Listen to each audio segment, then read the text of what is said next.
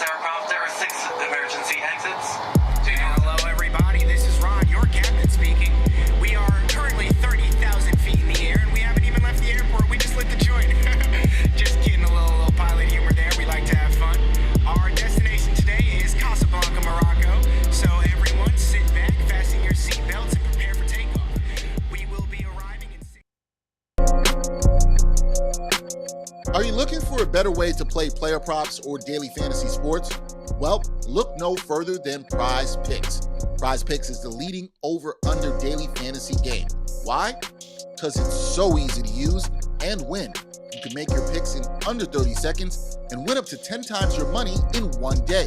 Right now, we have a special offer for our viewers and listeners of the 7-Footers podcast. All you have to do is sign up now and use the promo code 7Footer, and Prize Picks will match your first deposit up to $100. Yep, that's right. They'll match your first deposit up to $100. So, join the over 150,000 others who found a better way to play and download the Prize Picks app today.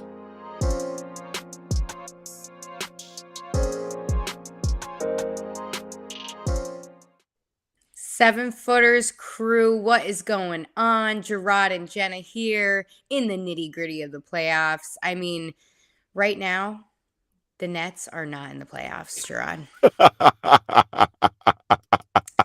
Didn't think you'd be saying that one. Tough pill to swallow. Me and my boyfriend sat here on the goddamn living room couch and wore matching goddamn t-shirts because he's so superstitious. I was like, you gotta be kidding me right now. And still didn't help. To no avail. Oh, yeah. No, absolutely not. I mean, sweat was dripping. Minor heart attacks were had. It was problematic to say the least. I don't mean to say that because I'm a Nets fan. I just mean there was a Nets fan in my vicinity here. But it didn't end well for those in Brooklyn because, as you guys can see in the bottom of your screen there, Nets Postmortem, that is right. Their season is over. A first-round playoff elimination for the first time in Kevin Durant and Kyrie Irving's careers, both NBA champions. And then to be out like this when the odds, if you're a bettor, hey, check out our show. Just we're shuffling at that point, Jarod. I mean, what were your initial thoughts? Were you genuinely shocked? No. I mean, look, this team. Right out the gate. Jenna, I got to keep it 100, man. Like, listen, I'm a KD guy, KD all the way. But this team is not very good. Like, and we've been saying this the whole time, right? Now, I thought that the Nets would be able to find a way to win some games, and, we'll get into this, but despite being swept 4-0, the games were very close. I mean, the Nets could have won all 4 of those games. They either had the lead or were tied late in the fourth quarter in every single game. So, I mean, but their issue was they could not close down the stretch. And that's an odd thing to say when you have a team with Kevin Durant and Kyrie Irving on it. But that's only for you people who, you only listen to those silly ass take shows and debate shows. You don't pay attention to larger macro pictures and issues, and you don't realize the difference between regular season basketball and postseason basketball.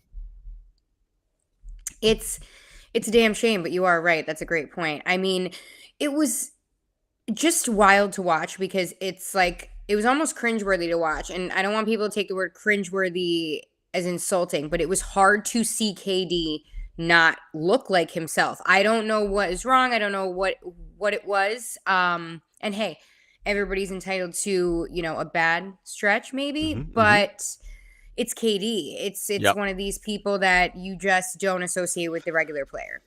And what do you think was wrong? Like, tell me what was going through your head, because this was not the KD we're used to seeing. The turnovers were atrocious. I mean, he couldn't buy a shot. And again, I'm not making fun of him. I'm like, was mind-boggling to me. Right. So, I mean, the KD that everyone's used to seeing is the KD they saw last season in the postseason versus the Milwaukee Bucks, dragging the Nets to 7 games when Harden and Kyrie were out. The KD we saw all season largely that was an MVP level player. Well, KD is 33 years old, coming off of an Achilles surgery, and this season he suffered an MCL sprain. Yeah. Add all that together, plus the last 15 to 18 games of the season, whatever it was, that KD played, he averaged 40 plus minutes a night. He had to play heavy minutes just to get them into the play-in because they had that horrendous losing streak once he got hurt in mid-January, right? They lost 15 to 21. Because remember, this team was 39-15 with Durant in the lineup, right? They were in first place in the Eastern Conference on December 27th, right? He goes down mid-January, it's all over.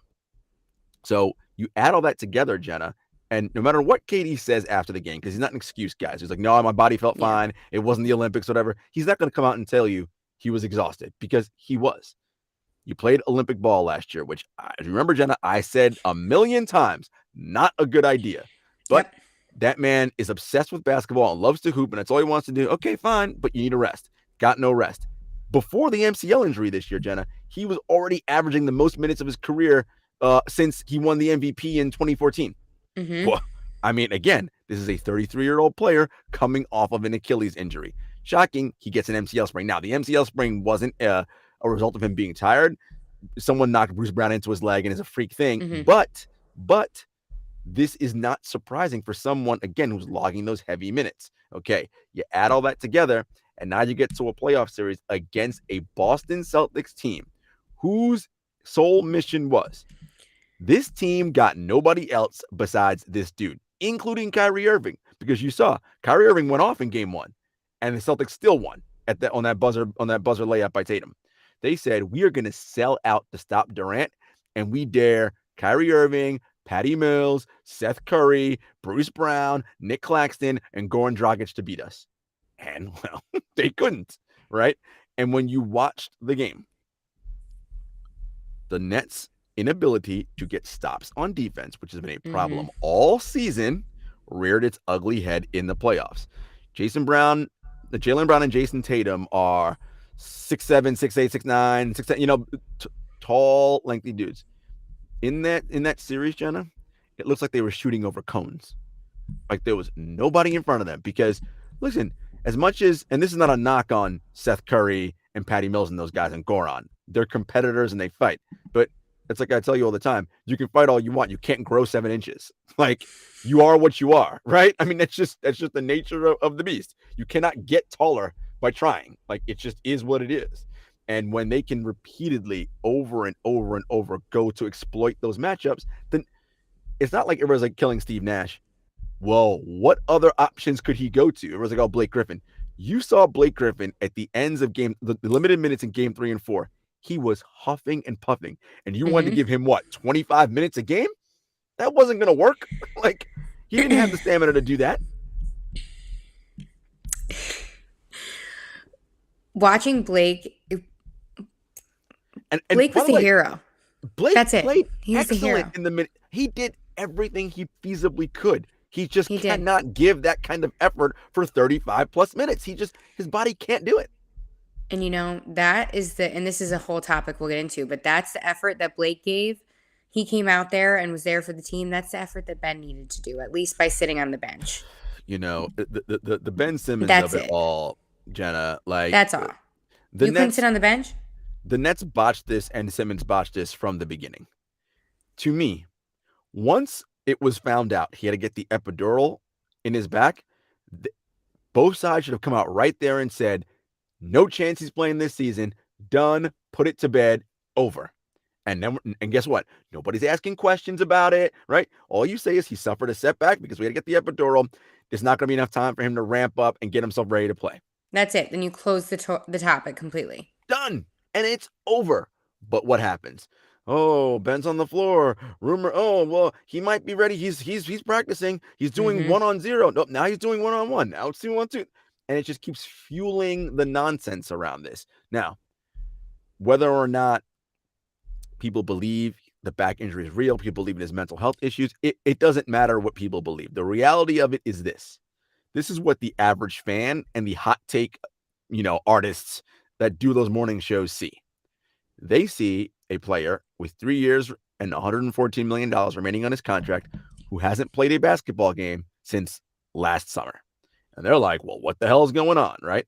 And this is perfect because this feeds into fans' arcane beliefs about what a player should and shouldn't do. Again, this is all part of the take economy and how all these morning shows fill their time with all this stupid nonsense.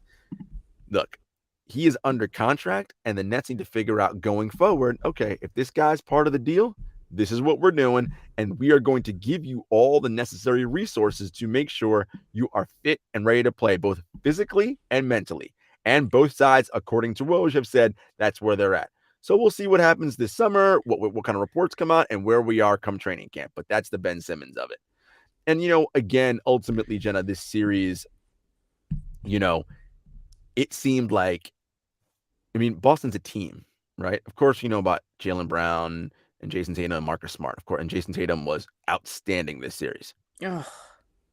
Al Horford, Grant Williams. Al Horford showed up. So here's the interesting thing, right? This series, by the way, the final margin of victory, so the total margin of victory for all 4 games combined was 18 points. Yeah. Tight games. Which, again, means the Nets could have won any or all of those games. Here's the difference that I saw, Jenna. It seemed to me Al Horford never missed a three-pointer. I know he did, but it seemed like he made every single one he took. Right. Grant Williams, same thing. It seemed like he made every single three-pointer he took. The Celtics role players did their jobs. Yeah. Conversely, Nick Claxton missed 20 free throws, right? It's just 10 free throws the last game in itself. In game 4 alone. And so when you're talking about a margin of victory, Jenna, that is 17 points combined, well, there you have it. You guys couldn't convert and execute here. This team did. So as much as it was a sweep because at the margins, you couldn't do what you were doing. And that was coupled with the fact that KD and Kyrie played poorly. And you still could have won those games. That's when we talk about the playoffs and how close the margins are. This is what we're talking about. Think about this too, though. It's crazy how things happen. Listen, I'm not discrediting the Celtics. They have not at all. Had the greatest defense I've seen maybe ever that in my time. Not, ever. But, Ime Udoka, all credit to him for coaching them up like that. And, they're stars, they're role players. But, when do you ever hit a uncharacteristically bad series by KD and Kyrie? And then again, you have these role players making all types of mistakes and then all the turnovers. There's a certain part of luck and situations and just weird things that go into it. And again, all credit to the Celtics. They did it. But I'm just trying to back up your point of that the margins are super thin. It's crazy. They really could have won it. Silly mistakes for sure. Jenna, they couldn't inbound the ball. You learn how to inbound the basketball when you first start playing when you're 3 years old. It was mind-boggling. But this was the Nets' problem all season. But when Durant is playing like an MVP, it masks all those problems. Well, when he's not playing like an MVP, oh man, this team has been not good. We know this. They've had these problems don't go away, but superstars, when they play well, cover up a lot of your warts. And so now, Jenna, Nets fans are, everybody's wondering, oh my God, it's year 3 and we haven't even gotten to the conference finals and and this and that. And where do we go? Listen. KD didn't even play his first season with the Nets. Yeah, it's correct. He was still recovering from the Achilles. So that didn't count. So year 2 was last year. They got to the conference. Harden got hurt and Kyrie got hurt in the Bucks series. They don't get hurt. They were up 2-0. They likely win that series, right? Yeah. The only team to push the Bucks to 7 games that whole postseason. So you would likely think they at least get to the NBA Finals last year. Okay.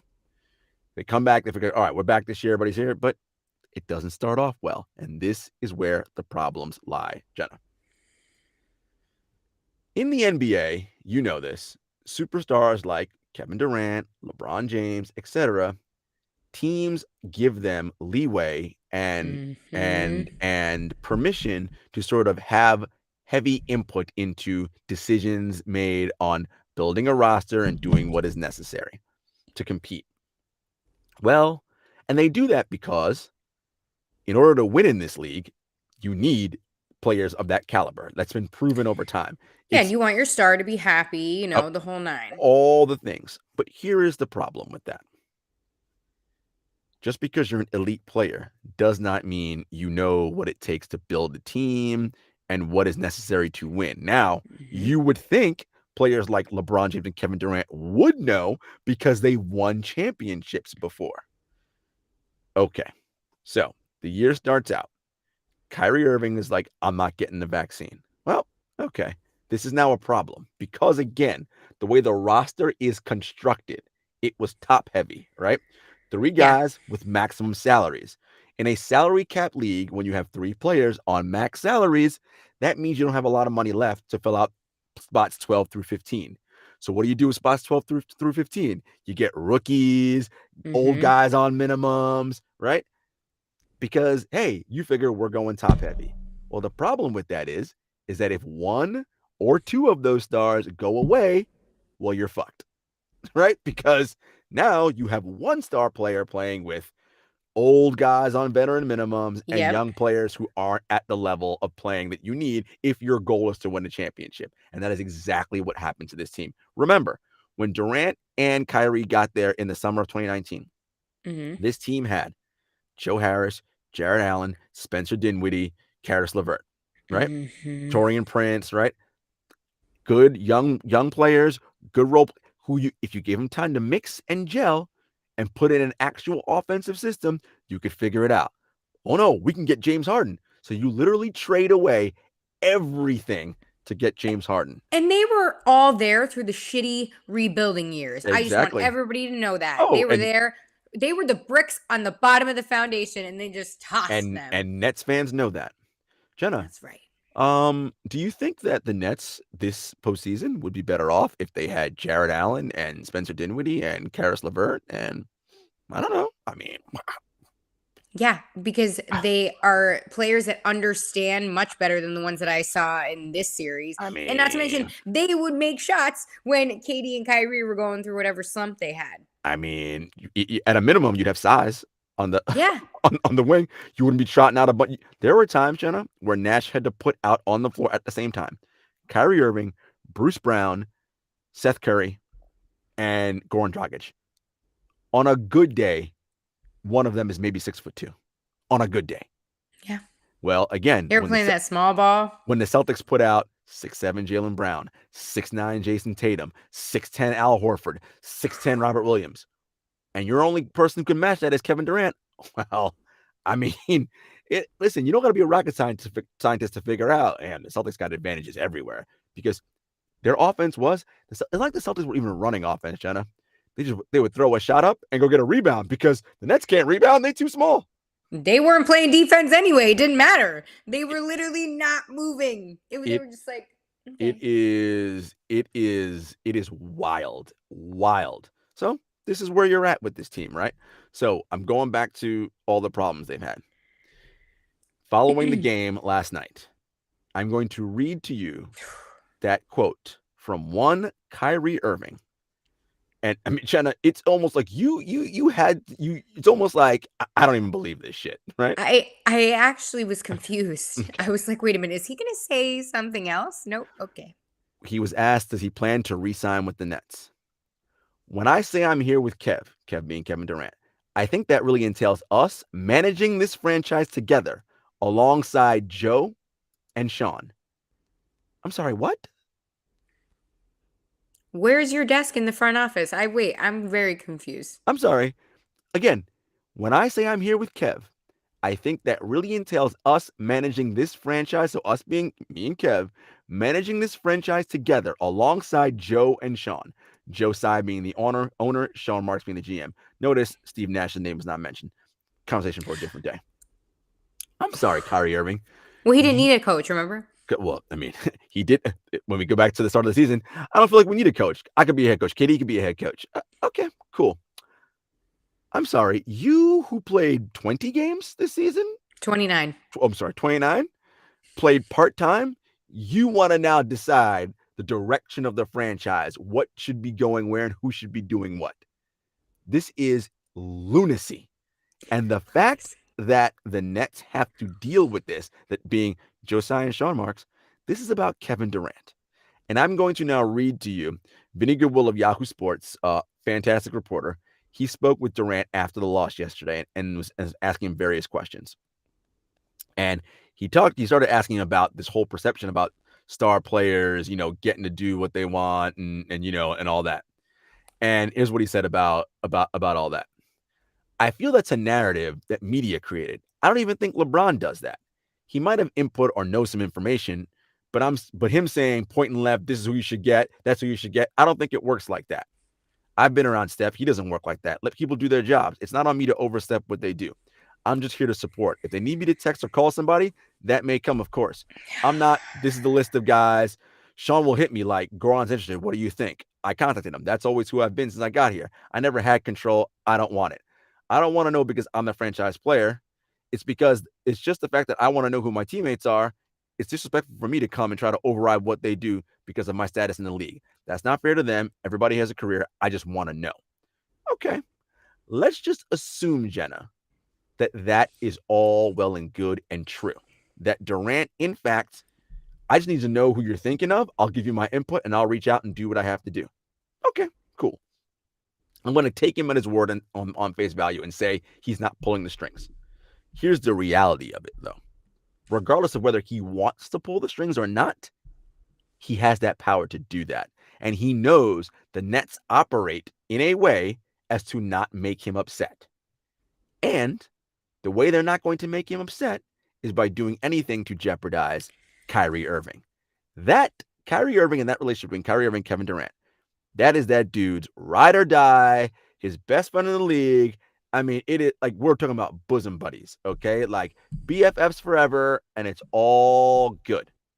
Meanwhile, Kyrie is an unreliable teammate and an unreliable employee. He's proven that, right? Yeah. As I said to you, Jenna, if it wasn't the vaccine, it would have been something else. I mean, what was it last year? The insurrection at the Capitol on January 6th, or the riots at the Capitol. He took 2 weeks off after that. He needed time to reset. I mean, who, and look, and I want to be very clear about something. I'm not saying that those events that happen in the real world can't affect you. That is not what I'm saying at all. What I am saying is that you are a professional who has signed a contract to play a requisite number of games with a team. You are not honoring and living up to your end of the bargain. Kevin Durant busts his ass coming back from injury. Whenever he's available, he's playing. Mm-hmm. Your BFF is not showing the same level of commitment to want to play. So at what point are you like, yo, man, this ain't really how I see this working out? And for the Nets fans, I want to give you guys this piece, from that same Vinny Goodwill article from Kevin Durant. I'm maxing out my years by how I get up and approach my craft. It ain't always about the results of the game. I do this because I genuinely enjoy getting up and enjoy going to work. It's simple for me. Winning championships and averaging a certain amount of points, all-star games, don't get me wrong. I want all of that. But if I don't get it, I'm still excited I get to be in the NBA. And I want to be very clear about something because as everyone knows, I'm team KD guy. I've been listening to this man talk and watching his games since he was 17 years old. So I consider myself well-versed in KD speak. This isn't to say when he says that he's not competitive. You don't make it to where he is and achieved what he's achieved without being competitive. He clearly is extremely competitive. But Kevin Durant sees basketball very different than I would say almost any player that's ever played in this league. He sees this as an art form and some kind of higher level, and it's all about him perfecting the craft and the art of basketball. Now, he's won an MVP before, and people have said to him, KD, would you want to win another MVP? He said this, quote, I've already done that before. Okay. You saw it in that last quote. He already won 2 championships. What did he say after he won the first championship in Golden State? After I won that title, I thought it would fulfill me. It didn't. Well, he's won 2 of them and 2 finals MVPs. This is how KD's mind, I believe, operates. Well, I won an MVP before. I've won 2 titles, 2 finals MVPs.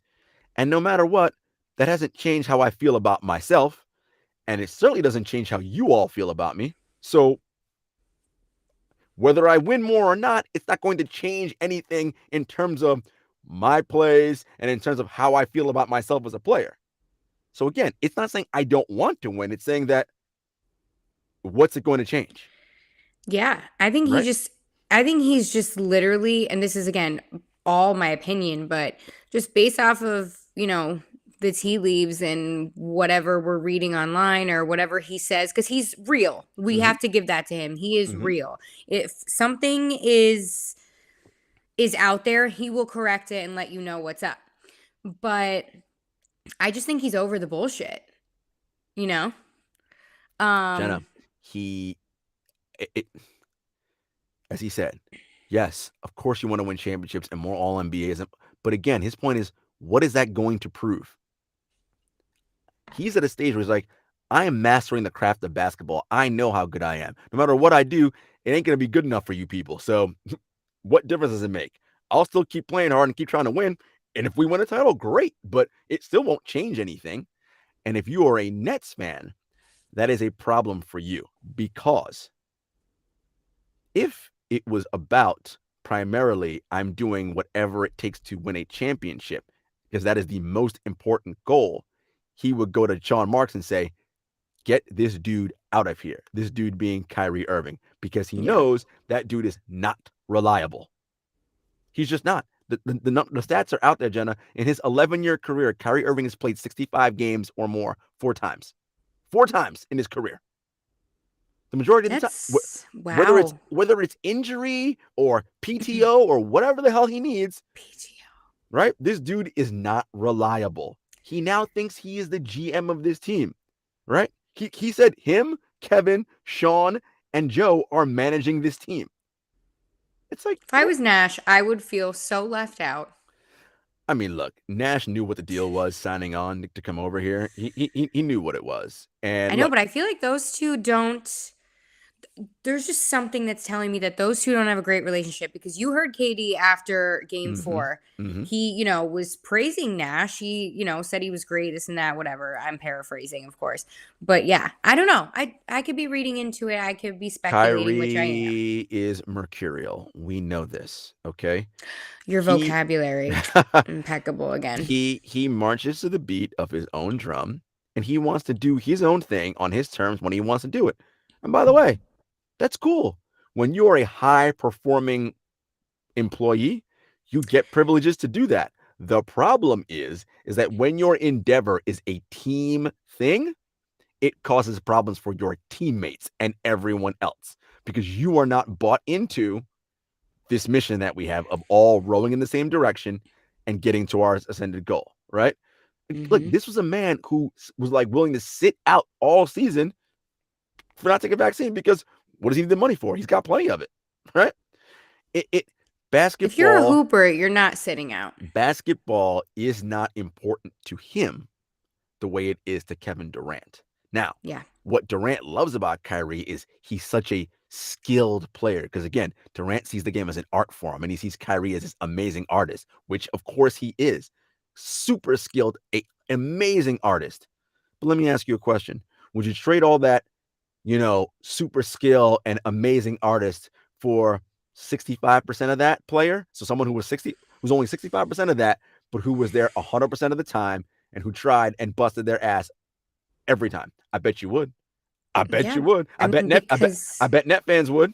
That's a recipe for locker room tension. Like I tell you this all the time. It had to have been inevitable in that locker room that somebody had to have been like, what the hell is going on? Yes, I understand he's one of the greatest point guard ball handlers you want to call it. But like when it comes down to like ethics and things of like showing up, that's a big deal to teammates and people around the league. We're all here. Up. We're all here working. Why do you get to do whatever you want to do? Yeah. And so the reality is, Net fans, you're stuck with this. This is what it's going to be. Unless Kevin Durant decides, you know what? Because this guy does not want to show up and I can't count on him. And he tells Sean, hey, sign and trade him. Because again, I see Net fans being like, well, don't just get rid of him. Don't sign. And I'm like, no, you can't, because it isn't like you don't sign him and you can just sign someone else into that salary cap. That's not how this works. You have to replace. It's a trade for the salary. So you sign him to an extension and then you move him immediately. Now, here's a challenge with that. One, Durant's never going to go for it. That's the first thing. Secondly, what team after what they've witnessed from this man for 11 seasons, is going to say, yeah, I'll give up assets in terms of draft picks and draft capital and young talent to take on that headache. Now, as always in any transaction, it only takes one idiot, right? It only takes one. And there are some dumb teams in this league, for sure. But anyone who's watching that dumpster fire has got to be like, oh, hell no. Absolutely not. So, Net fans, this is what you're stuck with, man. This is the reality of it. And it is a shame because, 2 years of MVP level Kevin Durant last season and this season, don't know waste. And we don't know how many more years of this you got left. And it really will be a shame in that this team is not going to reach its desired promised land the way it's currently constructed. Yeah, KD's 34 in September. Mm-hmm. But they say too that you can't work with your friends, right? Sometimes you just can't work with people. You can't live with people. You can't work with them, either one. And I mean, Kyrie must be one hell of a friend because in that same piece that you read his quotes from, he said about having Kyrie as his teammate moving forward. He said, of course, I'd love for him to play more. Life is way more important to me than that. I can't be pissed off. I can't end the friendship based on something like that. Our friendship is based off who we are as human beings. The basketball adds to it. If we don't get along on the basketball court, we can easily talk it out as friends. I get that. I think that's a great quote. However, I just don't see how that translates to successful basketball. It doesn't. Now, remember, if those two came to Brooklyn, Jenna, and said, we just want to play together and see what happens, then fine. That's not what they said. No expectations. It's right? Fine. That's not what they said. They said they came here to build something special in Brooklyn. Well, when you say build something special, that people assume you mean compete for championships. And they never shied away from that, right?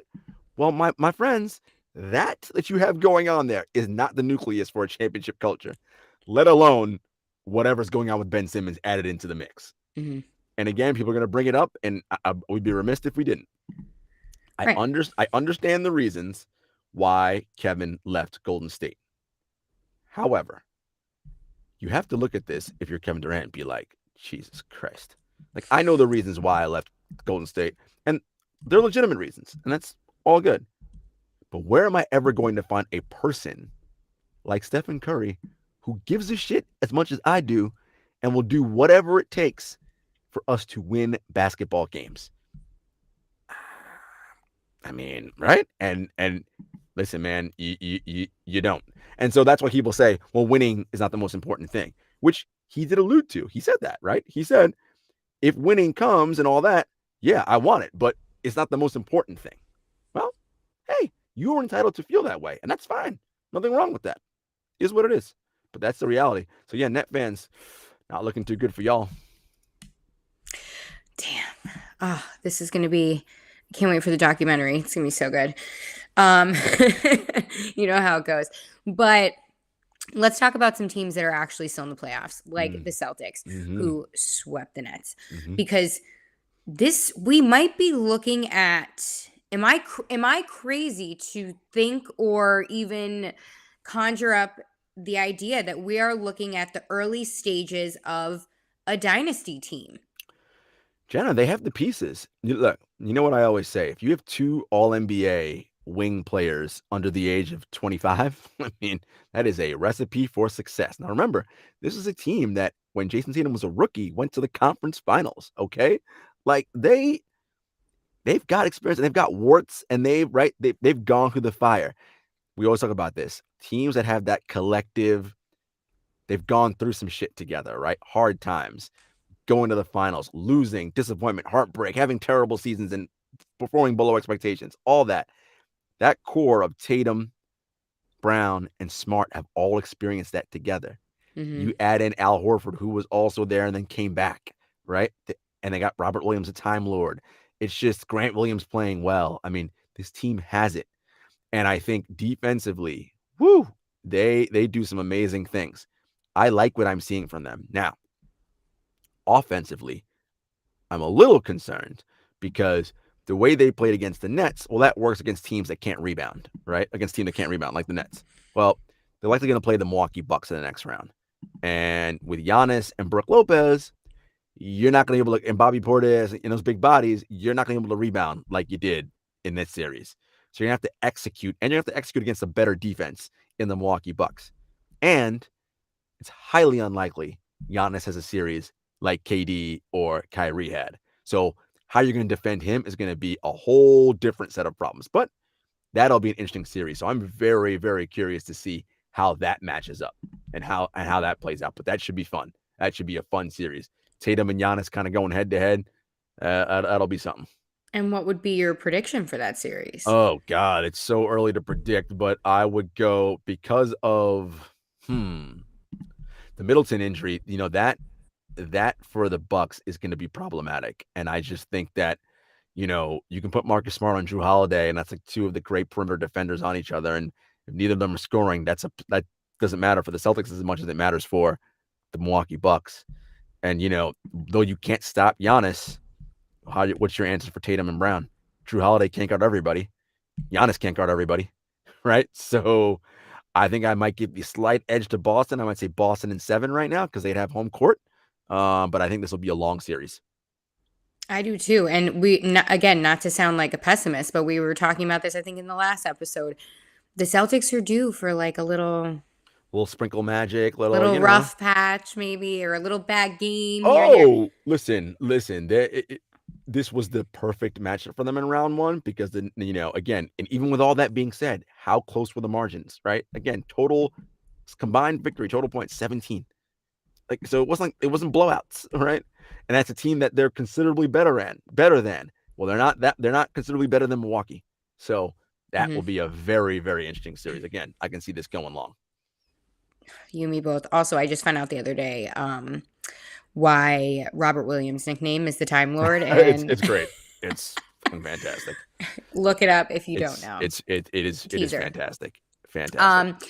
Let's move on and talk about the number 1 team in the West, the Suns. But are they in trouble now? Because what looked like they were going to sweep the Pelicans before Devin Booker got injured. Now the series is tied 2-2, and Game 5 is going to happen as we're recording this. So we got to talk about these Pelicans rookies that are running circles, it seems, around the Suns, and irritating, may I say, getting under the skin of Chris Paul, the point guard. The number 1 irritant ever in the history of the NBA. He's being irritated. Yeah. Yes. These rookies are really giving him a run for his money, and it's quite a sight to see because, I mean, really, are the Suns in trouble? No Devin Booker for at least a few weeks, right? Yeah. I mean, look, I think you're realizing the value of Devin Booker. Mm-hmm. While I still believe that Chris Paul is the Suns' most important player, Devin Booker is their best player, and they are missing his shot creation and shot making. Okay. And yes, Herb Jones and Jose Alvarado, these young kids, they are not afraid of Chris Paul. They're not taking any of his antics. I mean, you saw Herb Jones knock him to the ground. Like, they're not fooling around. Flagrant ones were flying. I was like, what's going on out here? They are not fooling around. They're here to compete and win. Brandon Ingram is playing like a superstar. Like, look, Jackson Hayes, CJ McCollum has added a level of veteran presence to that locker room to calm them down and just be professional. McCollum, talk about finding the right place after thinking you were in the right place, which, hey, those were his great years too.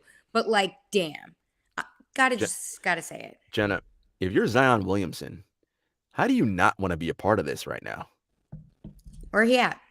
Well, I mean, that's the injury thing. But the point being, if you're Zion, we heard all the rumors about, him not wanting to stay in New Orleans and all.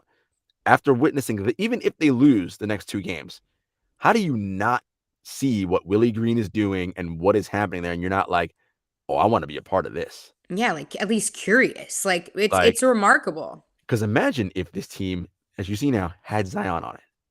Jenna, this team, dare I say, could be what the Grizzlies were this year, right? I don't see why not. That good.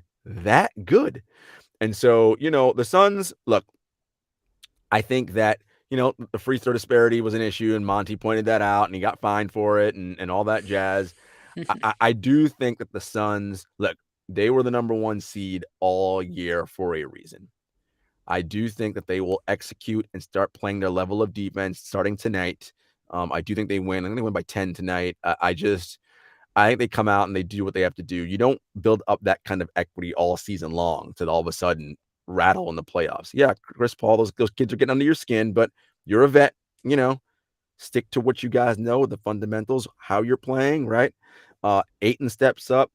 Cameron Johnson steps up. You get Mikal Bridges. Again, do different things to use the youth and inexperience of Herb Jones and Jose Alvarado against them, right? Shot fakes, ball fakes, get them to foul, get them into trouble, right? Mhm. Get these young, inexperienced rookies off of their games, right? Use your veteran savvy and know-how, and I think the Suns do that tonight.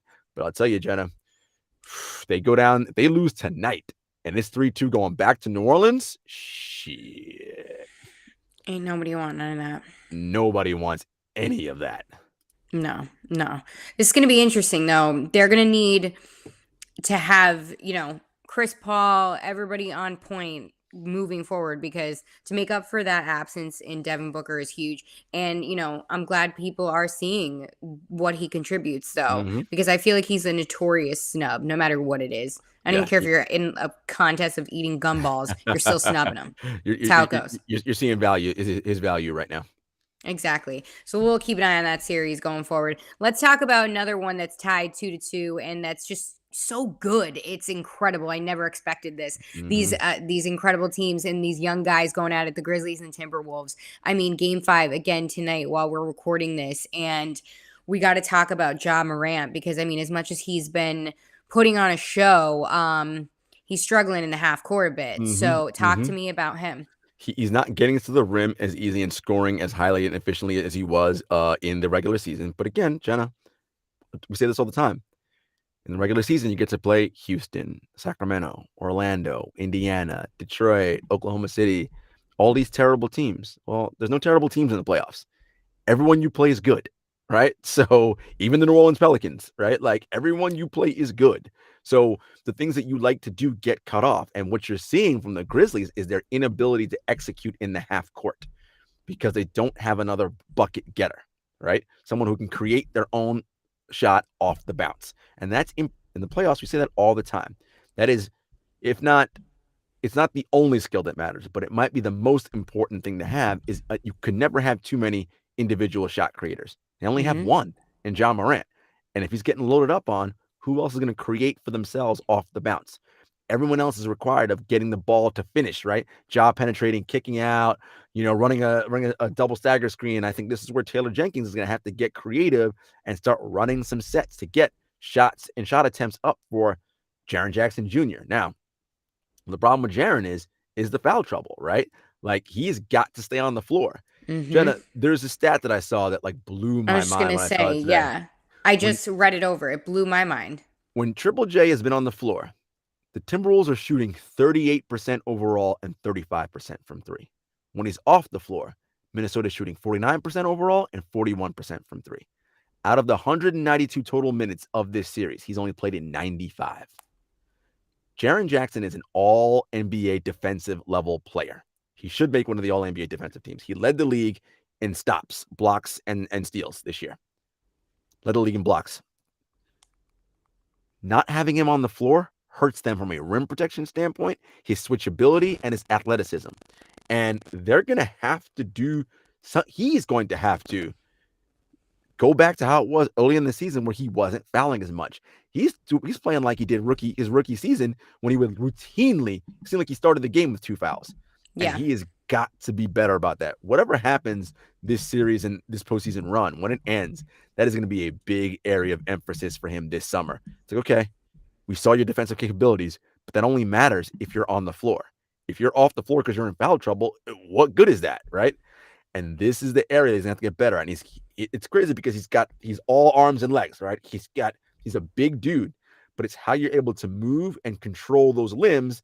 Because oftentimes what happens to him, because he has so much arms and legs, anytime a referee sees it and it flails, they think they blow a whistle, foul. And it's like, okay, part of that is body control, okay? And he's got to get stronger and more aware of what his body's doing and be able to control it better and move more fluidly so that foul calls don't happen to him.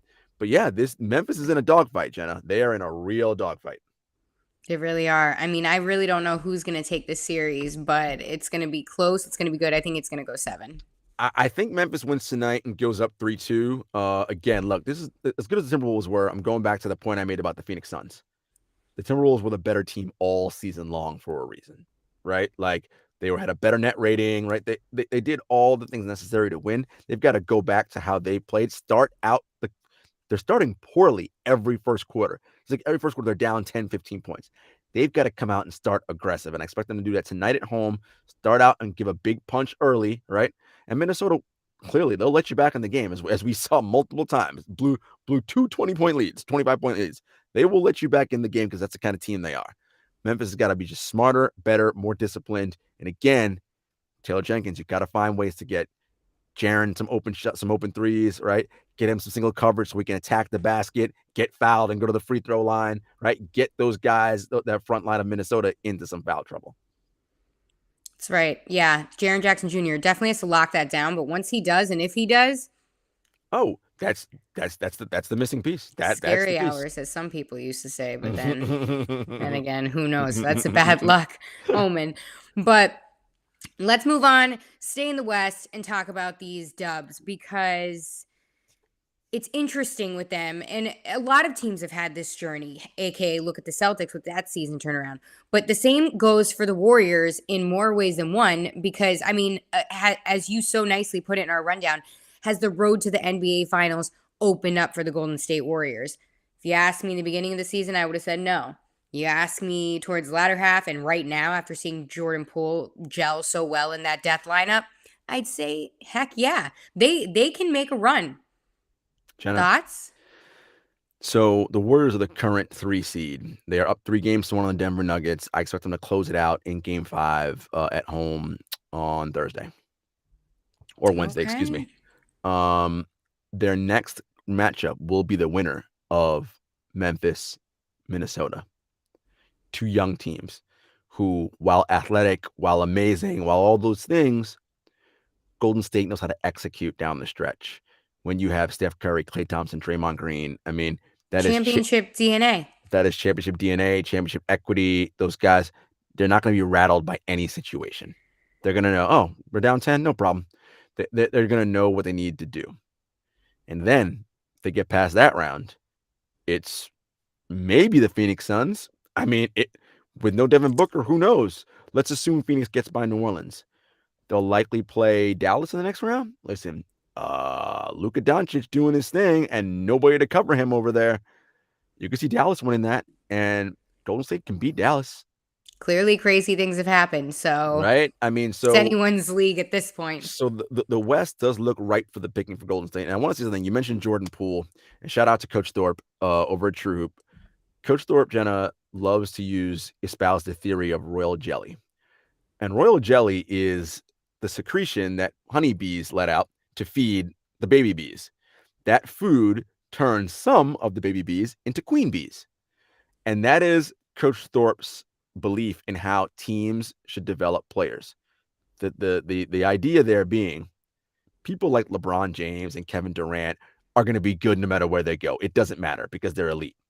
Just about everybody else needs a loving, nurturing, supportive environment for them to reach their full potential. Is that not what we're seeing with Jordan Poole right now in Golden State? Yeah. All the royal jelly on that dude, right? So 2019 happens. They lose in the finals. They draft Jordan Poole that summer. Next year, Steph breaks his hand or his wrist or whatever. He misses the majority of the season. Klay's already out. Jordan Poole gets all this time to play and learn from Steph Curry, talk to him, etc. Last season, all right, Steph's back. Jordan Poole starting with him. A full season of playing with Steph Curry and Draymond, learning how to do everything, learning the system, right? Jordan, you're great, man. You're good, whatever. This season, starting again with Steph. When Klay comes back, they move him to the bench. But this postseason, after Steph gets hurt, Steph says, no, I'll come off the bench, start Jordan. How do you think that made Jordan feel when Stephen Curry, the best player on the team, told him, no, let him start. I'll come off the bench. That has to make him feel. If the 2-time MVP and 3-time champion is saying that, I mean, and remember, Jordan Poole looks up to someone like Steph Curry, right? he was probably at an end of high school watching Steph Curry win titles. So it's like, oh, and now I'm part of this with these guys. Like, this is that environment that creates that kind of culture where, hey man, we're all here to do it. And you saw Clay in the post game, it's a pool party. And I mean, like, but they're all celebrating in each other's success. Selfless guys. And, shout out to Costa. I always, I'm like, nobody cares about that lovey-dovey team shit. But it matters. What you mean? But it matters. You know I'm about that. That stuff matters, right? And it's so crucial to, again, Jordan Poole was drafted 28th, Jenna. 27 other teams could have picked him. He was there. But would all those other 27 teams have had the right ecosystem and given him all the royal jelly to be what he is now? Probably not. No, and it just shows you too. I mean, we can have a whole separate pod on this, but it just shows you too how good of players that Steph Curry, Klay Thompson, and Draymond Green really are. I mean, from the chemistry that they have as a trio to all of them separately, they're selfless guys. They want to see people succeed. You don't find that with every team. Everybody apparently wants to be the guy. And do it their own way. Exactly. For Steph Curry to, take that bench role while he was coming back from that foot injury and give a spot and a spotlight to Jordan Poole, it says a lot about Steph Curry. And a lot of people, I think, bypass that because it's a good narrative. But it's incredibly selfless. And it just shows you the capacity of leadership that he has. It's incredible. It's huge. And Jenna, last thing on the Warriors, look at their offense. Their offense is egalitarian. It's democratic. A player of Steph Curry's caliber, right? A 2-time MVP, 3-time champ, would be well within his right to say, I want to run more pick and rolls, and more isolation situations. But nope. He gets off ball, sprints all over the place, relocates. But that egalitarian offense, it's like someone, basketball is more fun when all 5 guys are playing instead of 4 guys watching one guy go one-on-one, right? And when you see that, everyone they're connected. And in order to win a championship, you need that connectivity. And that's what the Warriors have right now. Now, I will say this. We've been loving them up and saying how great they are. They're going to win the title, blah, blah, all that. Denver is a very, very poor basketball team. The fact that they are even in this situation is a testament to how good Nikola Jokic is. Because his two best teammates right now are Monty Morris and Aaron Gordon. Yeah, exactly. Let that marinate, okay? Monty Morris and Aaron Gordon are his next 2 best teammates. When meanwhile, we're talking about Steph, Clay, Draymond, Jordan Poole. I mean, the talent disparity is such a huge gap. This is how great of a player Jokic is, that they're even in the conversation for a 5th game.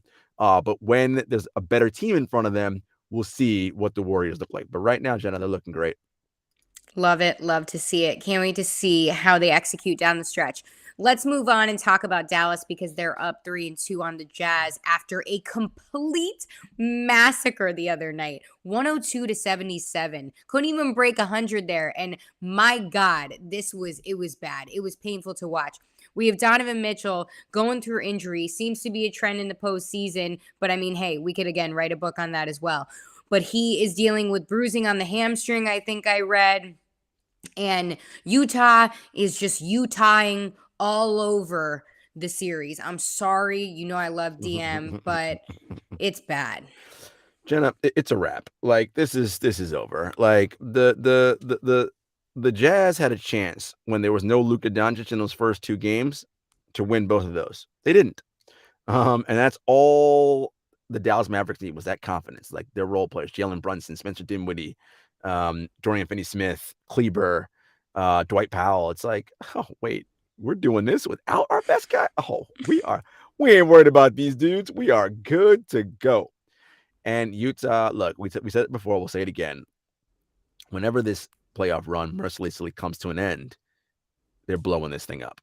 Whether it's Donovan or Rudy going or both, I don't know, but it's over. Quinn's probably out of there too, head coach Quinn Snyder. They're going to shake things up over there because clearly it's not working the way they have right now. And, look, the Jazz are just atrocious perimeter defenders. Like, I mean, Dallas is just getting to the rim at will. They're shooting lights out from 3. It's just all bad right now. And, listen, Utah are what they are. This is this is what they've been for the last few years, right? A really great regular season team, but unable to put it together in the postseason. And look, Donovan Mitchell, for as good as he is, going to have to start looking in the mirror a little bit. Yeah, you're a good offensive player, kind of a volume scorer, if we're being honest, but you're not good on defense. And you got to step up on that end of the floor. I mean, guys just literally waltz right by him into the lane. And, if you're going to be that dude that you think you are, you got to be a lot better. So, it's tough times in Utah if you're a Jazz fan. Yeah. Like I said, and they're for jazzing, Utahing all over. For the Mavericks, Jenna, I mean, Luka Doncic he can be the best player in any series going forward. And he's so good. And if he's that, they can beat anybody. Hey, they ain't complaining. All right, let's talk about the 76ers because this is just, I mean, I don't even know why we're shocked sometimes. Are they going to be the first team ever in NBA history to blow a 3-0 series lead? You never know, because right now the Raptors are playing so well without Scotty Barnes, which they actually have pushed to Game 6 in Toronto for Thursday. And the Sixers lead the series 3-2. But I mean, hey, this is definitely not what I had expected. And let me also note that Joel Embiid is playing with that torn ligament in his thumb, which he's pushing off surgery until the offseason. But I don't know. Well, first I'll say Scotty Barnes is playing, but not up to his full capabilities because he's injured. With an injured Scotty Barnes. Right. And Joel Embiid, well, that end of that postseason may come sooner than you think, my friend. I'm going to say this. If they don't win Game 6 in Toronto, Jenna, it's going to be a wrap in Game 7 because the level of pressure and tightness they are going to feel in that game is going to be suffocating. Yeah. And look, James Harden,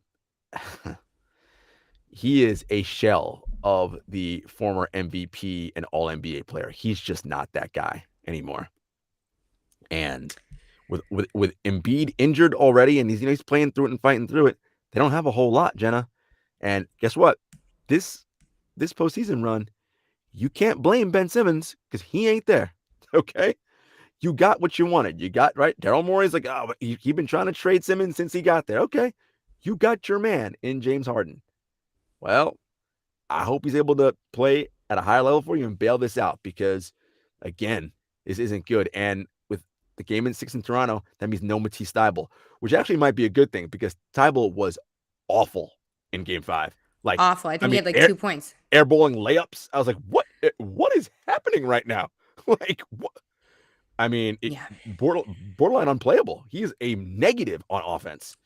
And look, Korkmaz and Tobias Harris and George Niang and listen. Need a big game from Maxey. And that is what did we say at the beginning of when we did our playoff preview, Jenna? I said to you, that is a lot to ask of a second-year player. You're putting a lot of pressure on him. 100%. For him to be like James Harden and Joel Embiid should be the dudes carrying the way. 100%. Right? And James Harden took 11 shots in Game 5. 11 shots. And when Joel Embiid was asked about it in the postgame, he said, quote, I've been saying this all season since he got here. He needs to be more aggressive. He needs to be himself. That's not really my job. That's probably on coach to talk to him and tell him to take more shots, especially if they're going to guard me in the way they've been guarding me. But that's not really my job.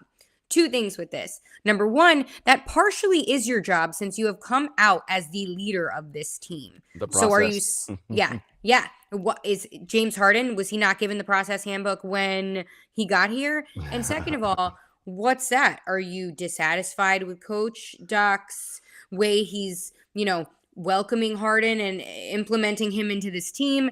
What's look to take from this at this point? But he said that they were fine. Like for the next game. I don't think so. Doc Rivers is not long for that job in Philadelphia. I'm just going to leave it at that. And if they flame out in this first round, Doc Rivers will have the unfortunate honor of being coach to blow multiple 3-1 series leads, 3 of them, and the only coach to blow a 3-0 series lead.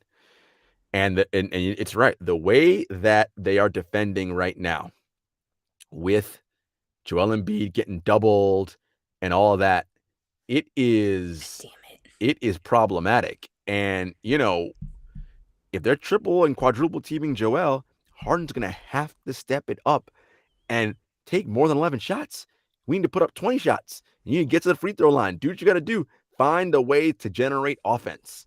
And right now, they're not. And again, that Scotiabank Center is going to be rocking in Toronto for Game 6. And I'm telling you right now, man, if the Sixers do not win that game and close this series out, oh man, the as a few people have said, the sphincters will tighten in Philadelphia for Game 7. I can't. They need to pray for a Drake curse at this point because I'm a little nervous here. Okay, let's cap it off here and talk about the number 1 seed in the regular season in the East, the Heat. They're up on the Hawks 3-1, and they could close the series out on Tuesday as we're recording this. So we'll talk to you next week when somebody is bounced out. But let's talk about it right now because, is this a wrap? So the Hawks will be without Bogdanovich tonight. That was just announced. No Jimmy Butler for the Heat. And I believe no Kyle Lowry. So, maybe the Hawks can get a little spicy. I doubt it. This game is in Miami. I expect the Heat to do Heat things. I expect Eric Spoelstra to do a number on Trae Young like they've been doing all series. And I expect the Heat to close this out because they want to rest, get their guys healthy. Hope that series goes longer with Philadelphia and Toronto, go 7 games. So they're prepped and they're ready so they can come out and unleash hell on whoever they end up playing in the second round. But yeah, this series is over. And Atlanta's got some soul searching to do this offseason. Trae Young and that and company, who do we want to be as an organization, as a team? Are questions they're gonna have to ask themselves this offseason. Big facts there in Atlanta. We'll see how that plays out. But again, guys, the first round series are almost over. Games could be closing out tonight, this week. We'll see what goes on. And then we'll see you guys in the second round next week. Stick with us for all the playoff madness. As always, folks, you know where to find us. We are on Apple Podcasts, Spotify, YouTube, Stitcher, SoundCloud. We are at 7footerspod on Twitter, at 7footerspodcast on Instagram, at JS Hector, at Jenna Lemoncelli. And until next time, everybody, peace.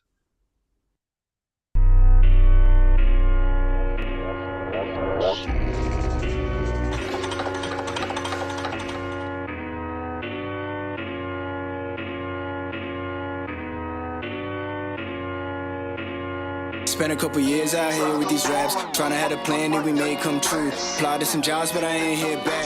I don't want to trap with some men.